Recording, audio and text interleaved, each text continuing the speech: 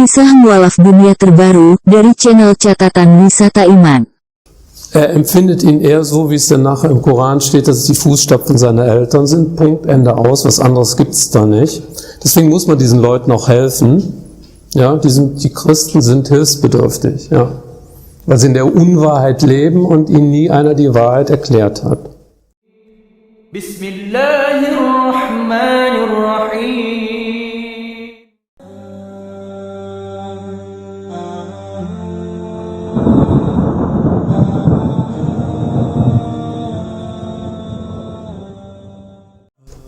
Also zunächst mal gab es einen Maler in meinem Haus, der Moslem war, und der hat dann eine Handwerksarbeit durchgeführt. Und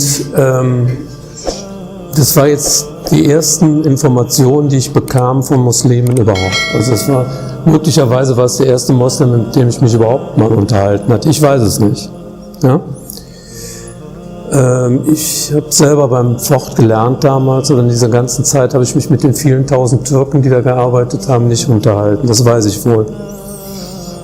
Und dieser Maler, Marokkaner, Moslem, der sagte mir Dinge, die mir vollkommen fremd waren.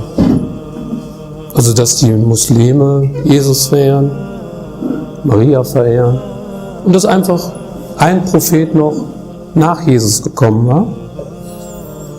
Und das erste Gefühl, was sich bei mir einstellte, war, jeder Christ weiß, wie es ist, dass die Juden, wie der Christ fühlt, dass die Juden Jesus nicht akzeptiert haben. So bekam ich jetzt das Gefühl, dass ich als Christ Mohammed nicht akzeptiert habe, also für die Muslime. Und das ließ mir dann keine Ruhe. Und dann machte ich mir Gedanken darüber. Und das hat mich dann die Zeit danach beschäftigt, dass da irgendwas falsch gelaufen sein muss.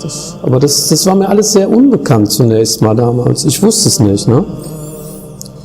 Und in dem Zusammenhang war es halt so, dass ich nachher gemerkt habe, dass ich mich jetzt mit der Wahrheit beschäftigt hatte, das, was wirklich passiert war, das, was für mich vollkommen unbekannt war. Und ich habe ja dann nachher auch die Koranverse dazu gehört, wenn der Mensch einen Schritt aller entgegenkommt, dann kommt er ihm komplett entgegen oder 10 Schritte entgegen. Und solche Dinge sind dann in dieser Zeit passiert. Ich habe dann immer mehr gemerkt, dass ich mich von der Unwahrheit zur Wahrheit bewege. Dann sind auch noch so Dinge passiert, die mich vollkommen verwundert hatten, dass eine Religion logisch ist. Also ein Christ empfindet seine Religion, seinen Glauben nicht als logisch. Er empfindet ihn eher so, wie es dann nachher im Koran steht, dass es die Fußstapfen seiner Eltern sind. Punkt, Ende, aus. Was anderes gibt es da nicht. Deswegen muss man diesen Leuten auch helfen. Ja, die Christen sind hilfsbedürftig, ja, weil sie in der Unwahrheit leben und ihnen nie einer die Wahrheit erklärt hat. Ja. Und ja, diese Sache hat mich dann so verblüfft, dass eine Religion logisch sein soll. Ich habe das anschließend beibehalten. Wir müssen ja in unserer Religion Wissen erlangen und können nicht einfach hingehen und irgendeinem was glauben, was er einem gerade erzählt hat.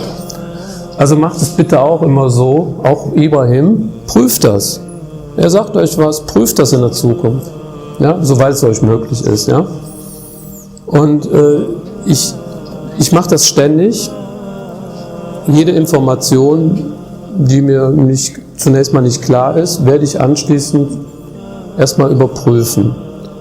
Und das ist eine Sache, die Sicherheit gibt. Also, dass wir nicht auf Glauben angewiesen sind im Sinne von Ungewissheit, sondern dass wir einen Glauben besitzen, der mit Wissen unterbaut ist und die wir alle überprüfen können. Ja. Was man auch sagen muss, ich habe sofort gute Brüder um mich drumherum gehabt und wissende Brüder. Einer davon ist Ibrahim. Und da war ich dann auch immer sehr dankbar drüber, dass ich sofort ein gutes Umfeld gehabt hatte, und das hat mir dann auch wiederum Sicherheit gegeben, weil immer dann, wenn ich Fragen hatte, weil ich kann kein Arabisch, ich habe auch nie Arabisch gelernt. Ich habe es eigentlich auch nicht vor, weil es mir zu schwer fallen wird. Aber ich habe es sehr begrüßt, dass ich immer direkt nachfragen konnte, wenn ich mit meinen Übersetzungen oder mit dem Tafsir eine Sache tiefer geprüft habe, war ich immer in der Lage, Brüder zu fragen, wie es denn jetzt vom Original her nun wirklich ist und ob meine Interpretation oder von dem Tafsir oder so, das Bild, was ich mir davon gemacht habe, dass das mit diesem Begriff überhaupt übereinstimmt. Ja? Das ist nochmal ein Grund, warum man sich mit wissenden Leuten umgeben sollte, weil dann kann man auch immer fragen, wenn man ein Problem hat. Aber auch dann wieder das nochmal wiederum überprüfen und nicht einfach nur blauäugig annehmen. Jede Geschichte ist anders. Jeder Konvertierte wird eine andere Geschichte erzählen. Die können sich mal annähern in gewissen Details, aber da steckt jedes Mal ein anderer Mensch dahinter mit anderen Beweggründen und auch ganz andere Wege, die gehen und haben irgendwann den Sinn des Lebens gesucht oder die Wahrheit, die tiefere Wahrheit. Das habe ich eigentlich gar nicht gemacht. Das ist eigentlich erst in dem Augenblick ausgelöst worden, als der Moslem bei mir zu Hause war. Ja?